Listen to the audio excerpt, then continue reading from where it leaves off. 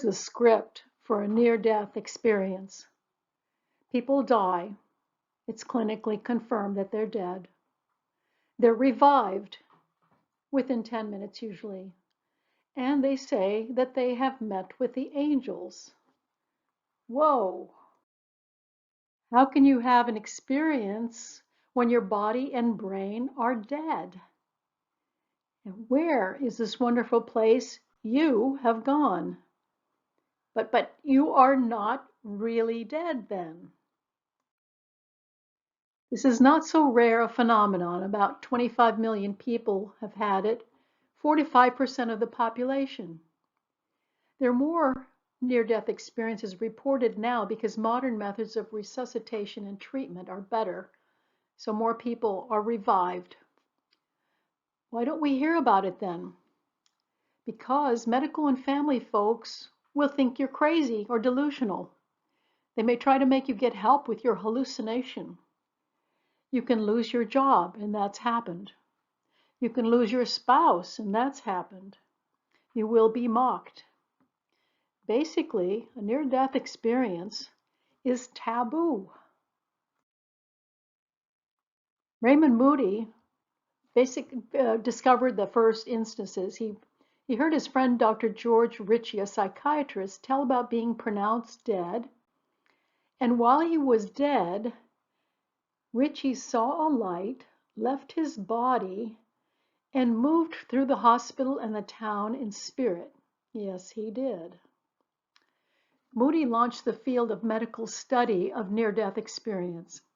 He named near-death experiences. In his book, he describes the common elements of an experience, and there are more than the ones I cite here. For example, the person or consciousness can hear medical people talk and can report what they say. They can see themselves being worked on while they're floating from above, for example, being worked on by EMTs or on the operating table.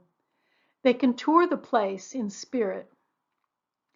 They can report things that are on the opposite side of the building and on the outside. They report meeting up with light beings, maybe family members or just beings. They communicate telepathically. Sometimes they're asked if they want to go back. They also describe how it feels to get bumped back into their bodies. It doesn't matter how you die to have this experience. It can be a heart attack, a car accident, a drowning, shock, even depression. The research has been done by a number of people, but Dr. Pim van Lommel followed patients at risk of a cardiac event. That is, he identified people before they had a heart attack who might have a heart attack for 8 years. Some of them had a heart attack, and some of those had a near-death experience. So he was able to determine the frequency of NDEs in this population and study that experience in great detail. But he concluded that consciousness can be experienced separate from the body.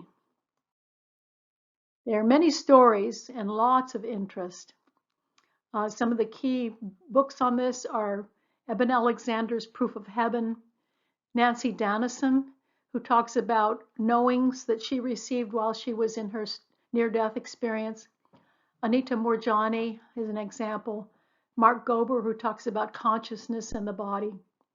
And most recently, Bruce Grayson. Most of the information, or a lot, is available through International Association for Near-Death Studies. It's IANDS.org.